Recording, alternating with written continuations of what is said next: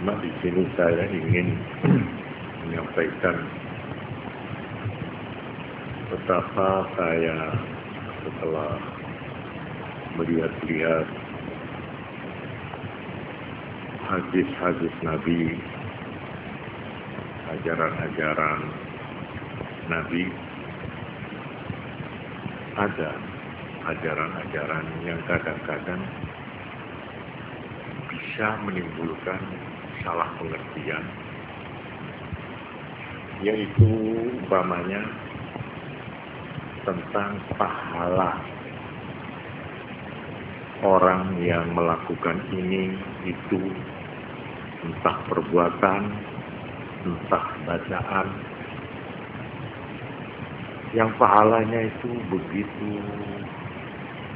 besar. Sehingga orang yang tidak mengerti itu mengira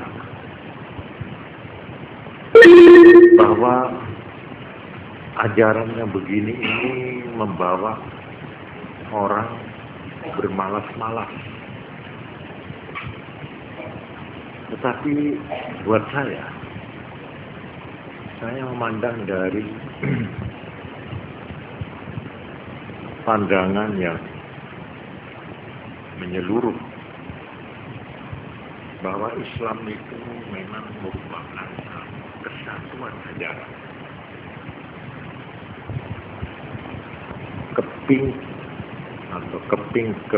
atau bagian-bagian itu tidak boleh terpisahkan dari totalitasnya, dari keseluruhan.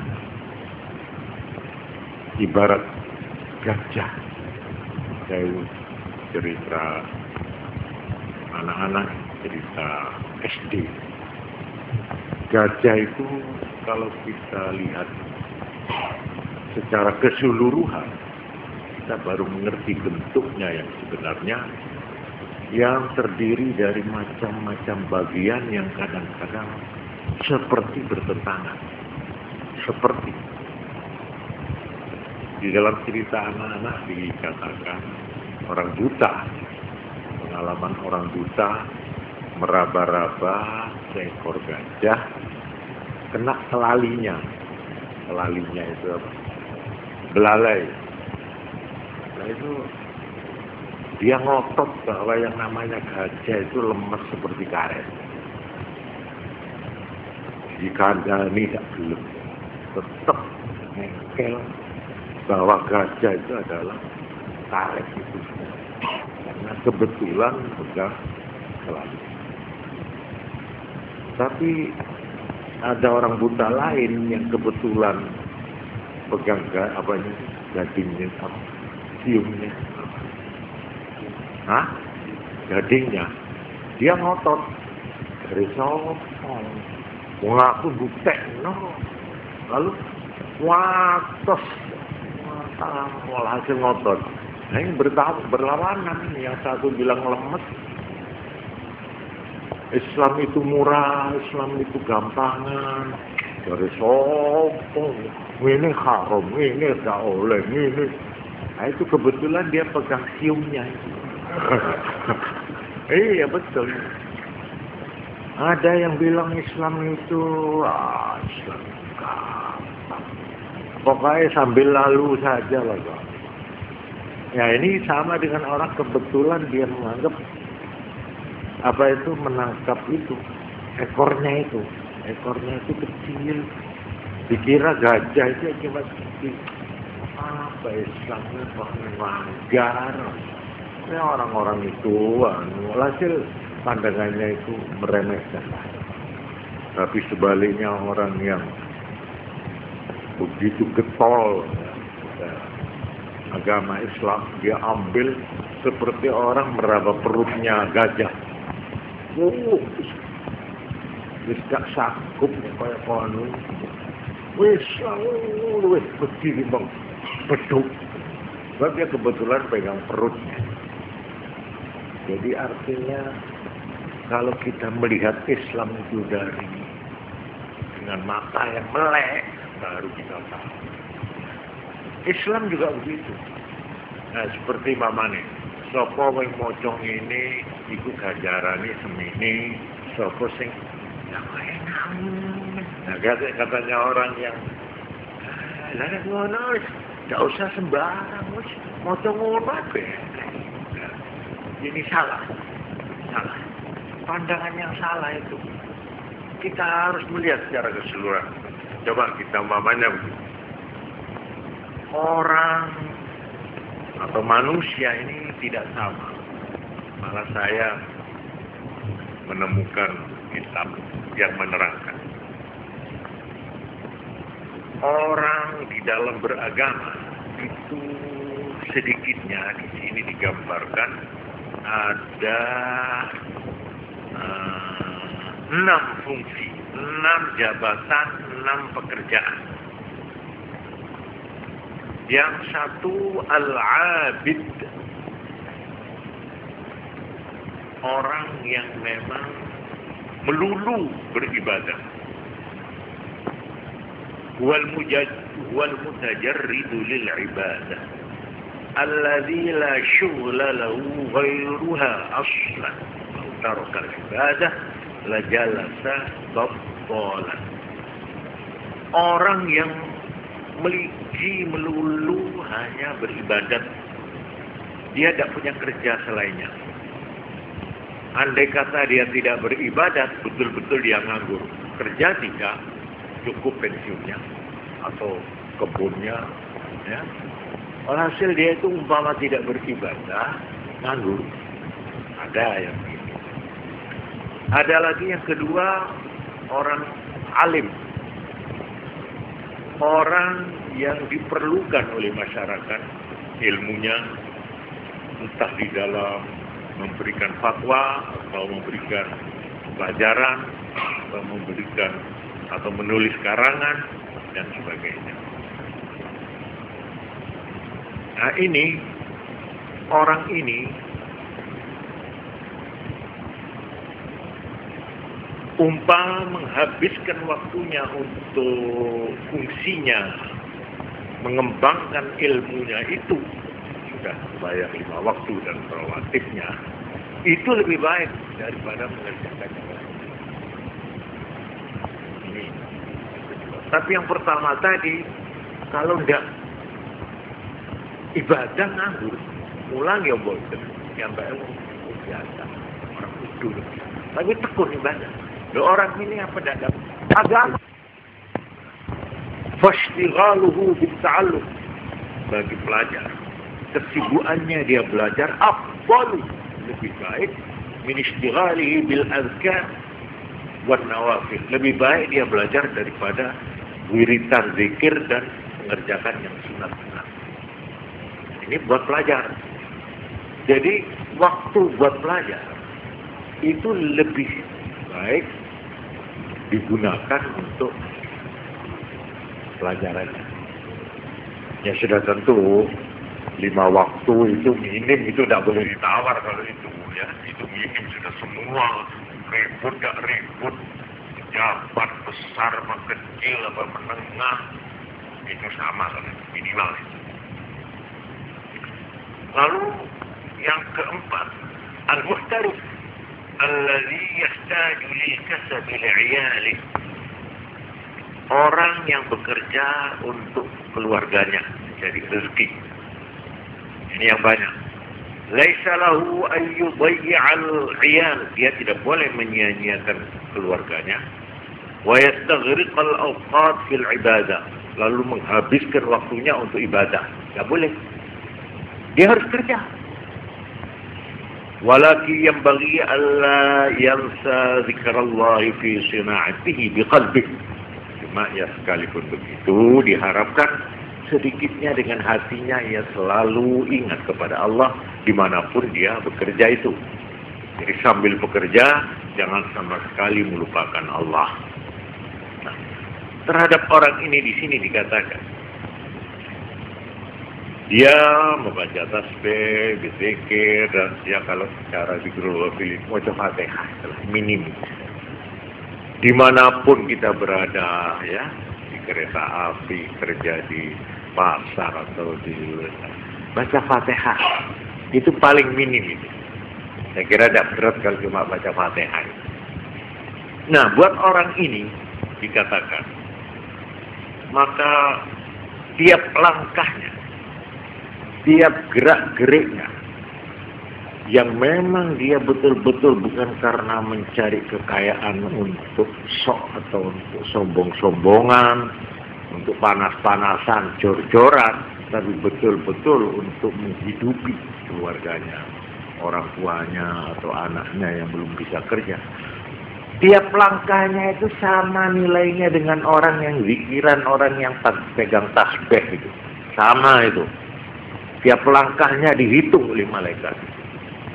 Dinilai sebagai ibadah kepada Allah. Asal niatnya baik ya. Kalau niat kerjanya itu niatnya kurang baik, tentu saja ya tidak termasuk. Kemudian yang kelima, al-wali, orang yang menjadi penguasa, orang yang jadi imam, orang yang menjadi hakim, orang yang menjadi pemimpin, yang dibutuhkan untuk kepentingan rakyat, untuk kepentingan umat, untuk kepentingan orang banyak, dengan tujuan ikhlas dan berbakti. Maka orang ini lebih baik dia itu sibuk dan menghabiskan waktunya untuk mengurusi kepentingan orang banyak. Ya sudah tentu, sudah mengerjakan yang wajib-wajib. Cuma kalau bisa, seperti yang dilakukan Sayyidina Umar bin Khattab pada waktu beliau jadi kepala negara, Amirul Mukminin, beliau itu tidak pernah mengenal jam kerja. Mulai pagi tidak ada jamnya, terus sampai sore. Nah, kalau sudah habis isya, baru beliau tidak keluar-keluar. Beliau khusus melakukan wirid malam. Jadi beliau itu kalau wiritan, baca Quran dan sebagainya, malam. Sehingga kadang-kadang beliau itu tidak mengasuh. Memang kebetulan fisiknya itu kuat beliau. Dari siang itu kerja non-stop, dan malam dia tidurnya itu larut. Sampai ada orang menegur Umar, Amirul Mukminin, ya apa? Ya ini maaf, saya ingin tanya. Kalau saya lihat sampai ini kerjanya kok non-stop dan tidak tidur. Lalu tidur sampean, istirahat sampean itu kapan? Jam berapa?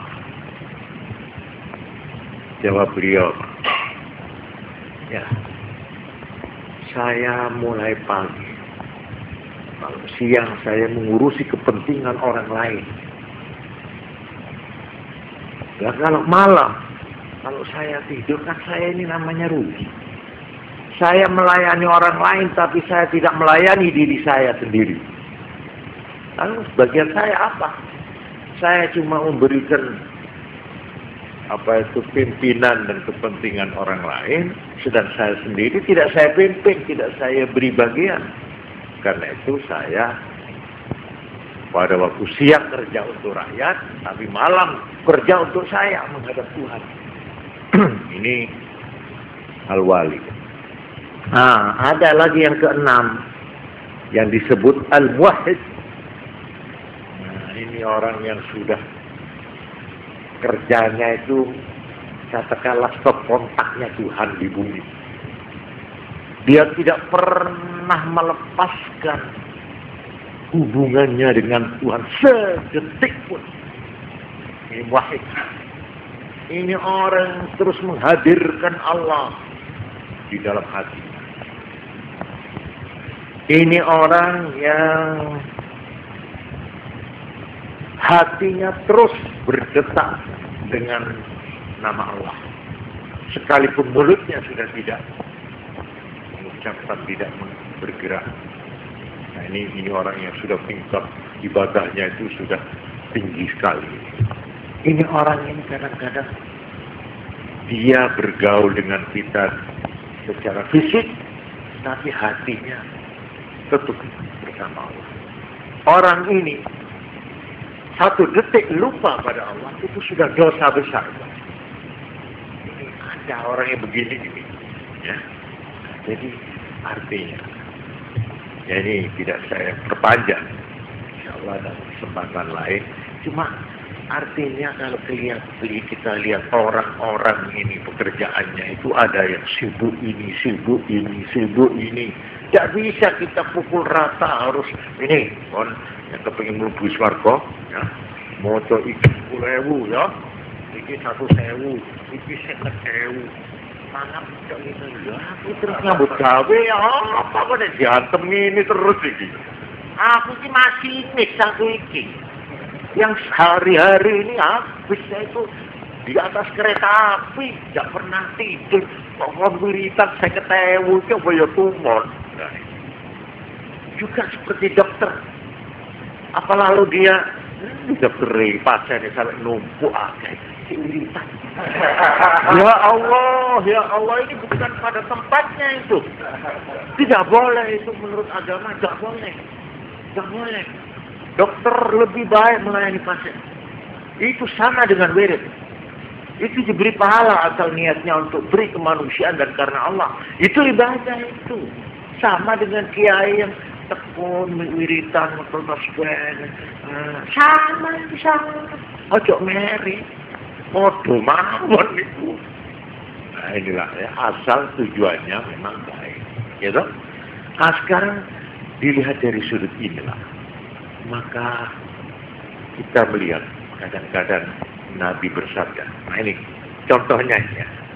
Saya memang kebetulan saya buka-buka himpunan kitab hadis yang namanya Al-Jami'us Shaghir. Ini dengan penjelasannya sekali yang namanya As-Sirajul Munir Syarhul Jami'us Shaghir. Ini hadis toh. Kalau diatur abjad hadis yang mulai A, hadis yang mulai B. Nah ini saya kebetulan hadis yang dimulai huruf S.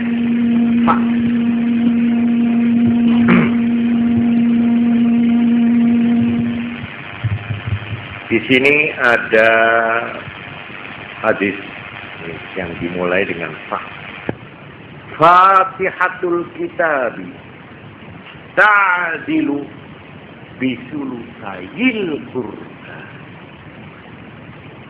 Fatihah Qur'an. Nek maca Fatihah satu kali itu mengimbangi 2/3 Quran. Iya, bagaimana itu? Orang baca Fatihah satu kali, katanya Nabi, itu sama dengan membaca 2/3 Quran. Jangan enak loh. Buat sampean yang sibuk, yang tidak sempat baca Quran, baca Fatihah saja. Ini loh, ini merupakan rahmat Tuhan.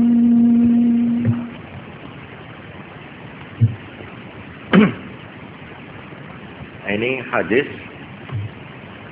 dari Abd bin Humaid an bin Abbas, dari sahabat Abdullah bin Abbas yang mengatakan pahalanya orang membaca Fatihah itu sama dengan pahalanya membaca Quran 2/3. Ini kalau kita lihat sepintas masuk akal itu ya apa? Ya memang. Kalau mau dimasukkan akal, kita harus lihat Fatihah itu apa. Seluruh isi Quran yang 30 juz itu diringkas dalam Fatihah. Yang terdiri hanya dari 7 ayat. Jadi 7 ayat ini merupakan preambel. Fatihah itu mukaddimah, pendahuluan, pembukaan dari Quran yang tebal itu. Seluruh isi kandungan Quran itu secara padat sudah dimasukkan di dalam Fatihah yang terdiri dari 7 ayat. Memang ada salah satu studi yang perlu diperhatikan ya. bahwa Quran itu termasuk mukjizat. Artinya sesuatu yang istimewa, ya, yang membuat orang tidak mampu mengimbanginya. Quran itu disebut mukjizat. Mukjizat itu artinya mengalahkan, melemahkan pikiran.